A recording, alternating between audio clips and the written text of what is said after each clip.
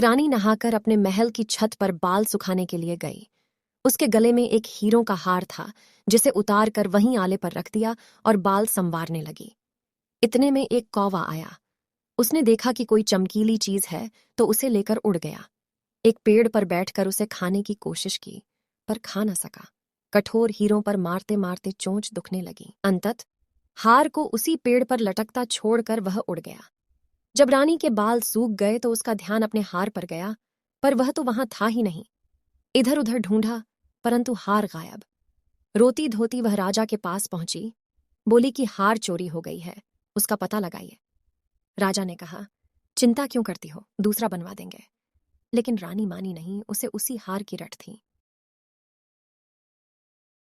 कहने लगी, नहीं, मुझे तो वही हार चाहिए।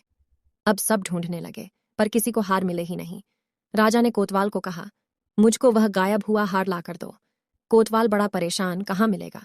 सिपाही, प्रजा, कोतवाल सब खोजने में लग गए। राजा ने ऐलान किया, जो कोई हार लाकर मुझे देगा उसको मैं आधा राज्य पुरस्कार में दे दूंगा। अब तो होड़ लग गई प्रजा में। सभी लोग हार ढूंढने लगे, आधा राज्य पाने के लालच में। ढूंढते ढूंढते अचानक वह हार किसी को एक गंदे नाले में दिखा। हार तो दिखाई दे रहा था, पर उसमें से बदबू आ रही थी। पानी काला था, परंतु एक सिपाही कूदा। इधर उधर बहुत हाथ मारा, पर कुछ नहीं मिला। पता नहीं कहाँ गायब हो गया वो। फिर कोतवाल ने देखा तो वह भी कूद गया। दो को कूदते देखा तो कुछ उत्साही प्रजाजन भी कूद गए। फिर मंत्री कूदा, तो इस तरह उस नाले में भीड़ लग गई। लोग आते रहे और अपने कपड़े निकाल निकाल कर कूदते रहे, लेकिन हार मिला किसी को नहीं। कोई भी कूदता तो वह गायब हो जाता। जब कुछ नहीं मिलता तो वह निकलकर दूसरी तरफ खड़ा हो जाता।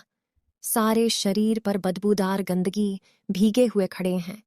दूसरी ओर दूसरा तमाशा, बड़े बड़े जाने माने ज्ञानी मंत्री सब में होड़ लगी है। मैं जाऊंगा पहले, नहीं मैं तेरा सुपीरियर हूं, मैं जाऊंगा पहले हार लाने के लिए। इतने में राजा को खबर लगी।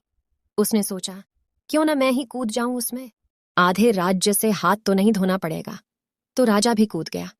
इतने में एक संत गुजरे उधर से। उन्होंने देखा तो हंसने लगे, ये क्या तमाशा है। राजा, प्रजा, मंत्री, सिपाही सब कीचड़ में लथपथ, क्यों कूद रहे हो इसमें। लोगों ने कहा, महाराज, बात यह है कि रानी का हार चोरी हो गई है, वहां नाले में दिखाई दे रहा है। लेकिन जैसे ही लोग कूदते हैं तो वह गायब हो जाता है, किसी के हाथ नहीं आता। संत हंसने लगे, भाई, किसी ने ऊपर भी देखा। ऊपर देखो, वह टहनी पर लटका हुआ है। नीचे जो तुम देख रहे हो वह तो उसकी परछाई है। इस कहानी का क्या मतलब हुआ।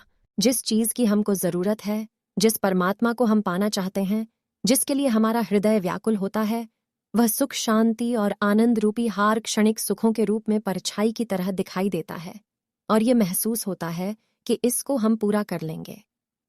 अगर हमारी यह इच्छा पूरी हो जाएगी तो हमें शांति मिल जाएगी, हम सुखी हो जाएंगे। परंतु जब हम उसमें कूदते हैं तो वह सुख और शांति प्राप्त नहीं हो पाती। इसीलिए सभी संत महात्मा हमें यही संदेश देते हैं कि वह शांति, सुख और आनंद रूपी हीरों का हार, जिसे हम संसार में परछाई की तरह पाने की कोशिश कर रहे हैं, वह हमारे अंदर ही मिलेगा, बाहर नहीं।